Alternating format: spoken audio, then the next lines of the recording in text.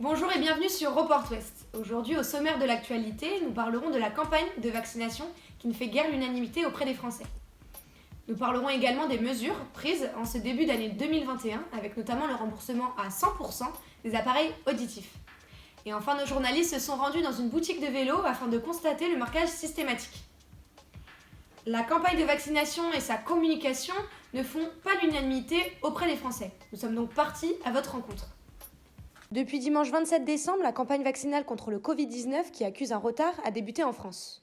Nous sommes allés sonder les habitants de Perros-Guirec pour en savoir plus sur leur volonté de se faire vacciner. Mais s'il n'y a pas trop de réaction au vaccin, s'il faut le faire, je le ferai, mais pas dans l'immédiat. Parce que j'ai pas confiance, il n'y a pas assez de recul. On vieillit tous et donc je préfère de bien vieillir que d'avoir ce problème au-dessus de la tête. Puis c'est aussi une façon de protéger les autres, les miens, tout ça. Ça me paraît logique. En désaccord sur le fait de se faire vacciner, mais pas sur la stratégie de communication du gouvernement. Je pense que le problème, c'est la campagne de communication. C'est-à-dire que si les choses avaient été expliquées correctement aux gens, que les vaccins qu'on dit nouveaux sont en fait développés depuis des années, on n'aurait pas fait peur aux gens. La communication a varié dans le temps. On nous dit une chose, le lendemain on dit le contraire. Et c'est un peu dommage. Elle est nulle. Enfin, ils ont dressé le tir, comme on dit.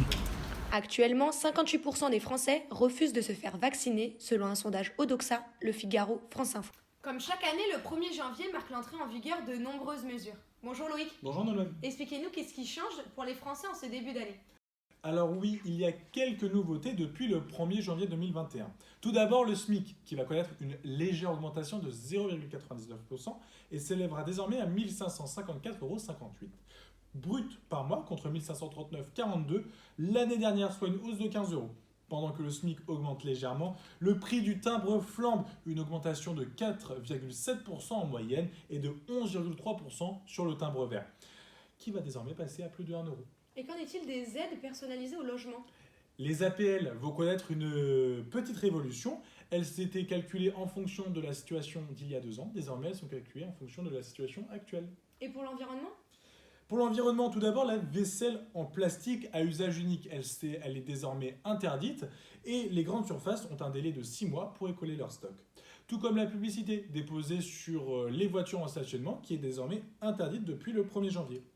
En ce qui concerne la santé, le plan 100% santé vient de s'achever et c'est désormais les appareils auditifs qui sont remboursés à 100%. Merci Loïc. Nous sommes d'ailleurs rendus chez un audioprothésiste afin de savoir ce qu'il en était.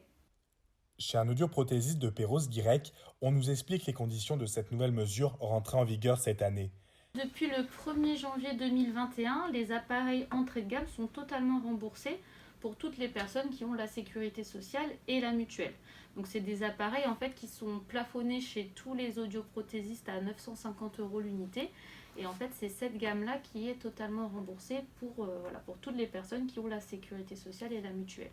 Mais c'est simplement sur l'entrée de gamme. Selon cet audioprothésiste, entrée de gamme n'est pas synonyme de mauvaise qualité et ces appareils sont bel et bien fonctionnels.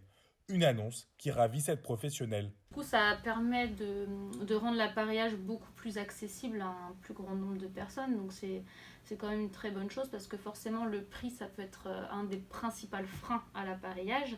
Donc oui, depuis l'annonce du 100% santé, on a de plus en plus de personnes qui viennent se renseigner et qui font du coup des essais d'appareillage. En France, encore 3 malentendants sur 4 ne sont pas appareillés. Cette mesure permettra certainement de faire passer le cap à ces personnes dans le besoin. Pour tous les adeptes de cyclisme, vous serez d'ailleurs ravis d'apprendre qu'une mesure concerne cette fois-ci les vélos, le marquage systématique.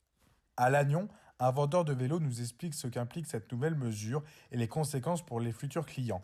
Donc depuis le 1er janvier 2021, c'est obligatoire le marquage des vélos, donc 9 depuis le 1er janvier 2021 et juillet pour les vélos d'occasion vendus en magasin. Ça a un coût par contre aux particuliers, donc ça a un coût de 29,90 € le marquage. L'installation ne prend que quelques minutes. Le marquage est placé discrètement sous le vélo pour ne pas complètement changer son apparence. Après, c'est juste une sécurité en plus pour le vélo, ce qui n'est pas négligeable en ce moment. Alors ça permettra le Recobac, donc si le vélo est retrouvé, les forces de l'ordre avec ce numéro-là auront accès à un fichier national où on saura à qui appartient le vélo. Un système qui facilitera aux forces de l'ordre la recherche du propriétaire d'un vélo volé. C'est vrai que c'est toujours intéressant. Maintenant, si jamais le vélo est volé si jamais les voleurs veulent l'enlever, c'est avec une colle spéciale chimique extrêmement forte et ça va forcément dégrader le vélo en l'enlevant. C'est pas ça qui empêchera de le voler. Mais ça peut quand même dissuader, parce qu'en plus il y aura un marquage sur le cadre comme quoi le vélo est protégé.